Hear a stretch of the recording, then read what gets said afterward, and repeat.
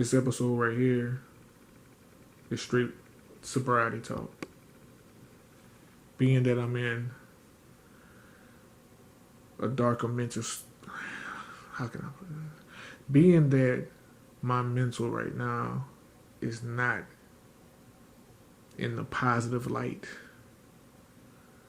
and this is where I usually go to when the anxiety is high, especially when I know I'm not gonna see my kids for like the next 2 to 3 weeks.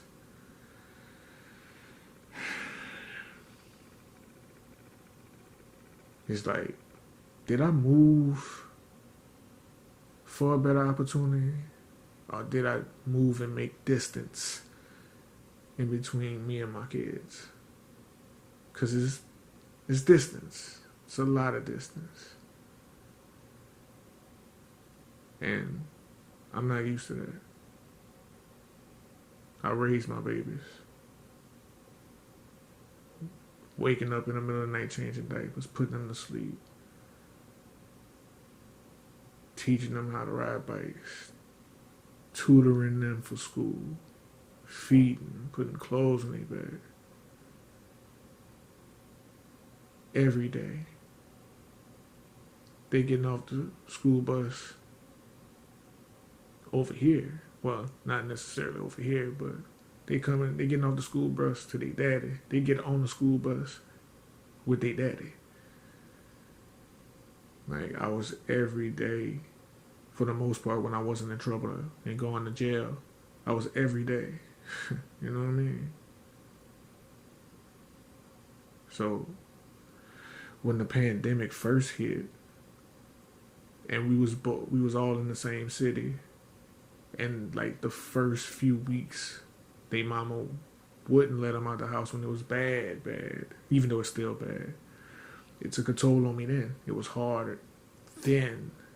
And then she created distance first because she moved to another city. That's the first, like, crucial anxiety. Crucial. Fell off the wagon, went live, embarrassed myself, but, you know, you don't make good decisions when you're drunk. That's the best, like, it's no excuse at all, you know. You don't make good decisions when you're drunk. So, I thought to myself, maybe I should move, change my situation, change my circumstances. So that's what I did. Maybe I get a better opportunity, you know. I met somebody, we date a little bit, get together every now and then. But it's fresh. I can't throw and talk about this type of shit with her yet, because I don't even know what it is right now. But it's comforting being with somebody, you know, and not being alone. So I do know that I enjoy her company, even, you know, beyond the sexual thing, you know what I mean? That's awesome too, but just the company and how she makes me feel when we're not doing that. I usually, you know, either know what that is, and I don't know what that is yet. I'm still figuring out. I don't want to rush, you know.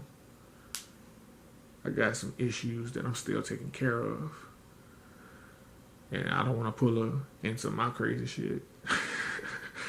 Cause it could get you. My life is a tornado of crazy shit, like, and when you're outside of, you know, the cone of the tornado, it's calm. It's calm, but you see, I'm also a tornado, so I got shit that's flying around me. You can get caught in there, and it can get ugly, and I know that. I'm working on that.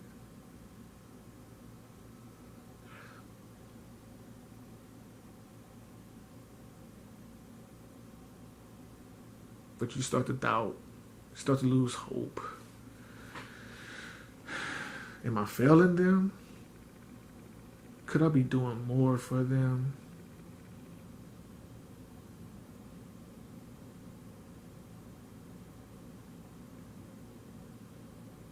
You know, it's confusing sometimes. You know, you think you're parenting and doing the right thing, but what the fuck is the right thing?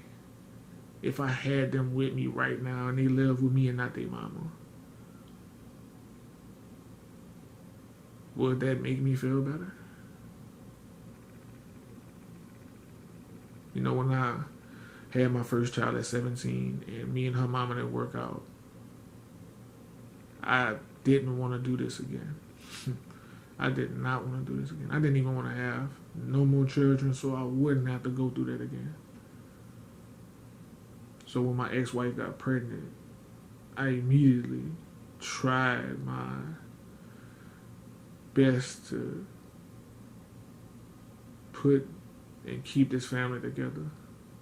But from the very beginning, being that I was still 1 foot in the streets and 1 foot out, it had a rocky foundation from the start. We're just gonna be honest. Shit, fuck it. Didn't have no job. Selling drugs with a bench warrant. When I met her, I was 22, on the run, just trying to escape from the reality of not being with my baby mama and seeing my first daughter every day. That's where a lot of the drowning of alcohol, that's like the root of my problem. Because I didn't start drinking until after I had a child. I never drank anything. I played sports. I smoked a little weed here and there. But I didn't start drinking until I was 19. And that's when I left to go to college. Me and my first baby mama wasn't getting along then. I'm in New Orleans. She's still in Opelousas at the time. We not getting along. I'm not working, so I can't send no money to her or nothing like that. She's struggling, trying to hold it down. The anxiety start. I was still smoking at the time before I started drinking, but once I felt the feeling of what that alcohol does to... See, I've been an insomniac. I never really slept like that. Even as a growing up, you know, you go through your teenage years where people would sleep all day.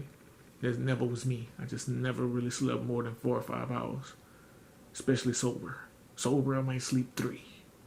That's it. Like, I might sleep 3. If I'm not smoking, like if I don't smoke or don't drink anything, I might sleep 3 hours a day. And don't even, like, my body itself will be tired, but that's it. My body itself will be tired. So, but once, you know, I realized it drowned out the anxieties, it drowned out the guilt, it drowned out everything. I didn't give a fuck. It's like, fuck it. It was my fucking juice. It became a problem. So anything would happen, I would drink. Anything. And then I don't talk to people. And that's another thing about that COVID that messed up me going to my counseling stuff, man. They closed that building down. I couldn't go to my counseling anymore, so that made it rougher too. Kind of made it rougher for everybody around me. Because, you know, I couldn't get out a lot of the bullshit. Because they don't want to, you know, when you made as many mistakes as I made and gotten as many arguments with the people that's always around you, they don't want to hear that shit, man.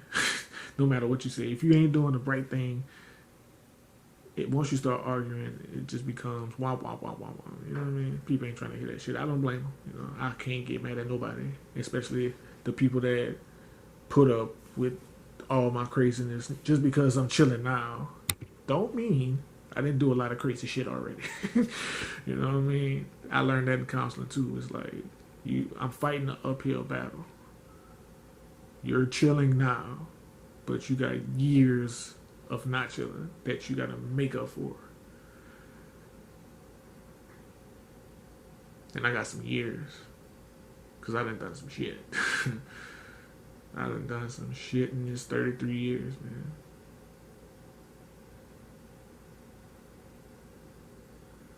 But that's it. Sobriety talk, you know.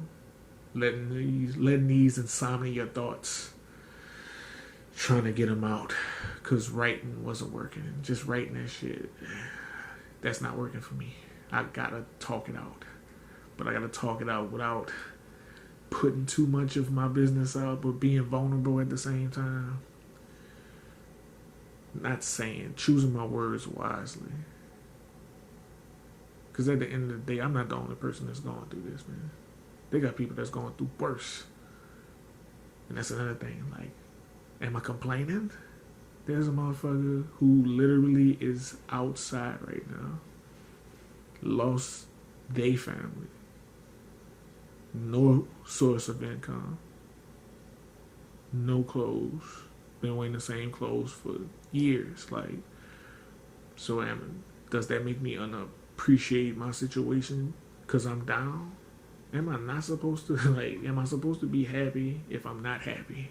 I never understood, like, that's a concept I could never grasp. Like, yes, it could be worse, but I'm still not happy. You know what I mean? Like, I could, do you feel what that means? Like, yes, I'm not unappreciative of my situation.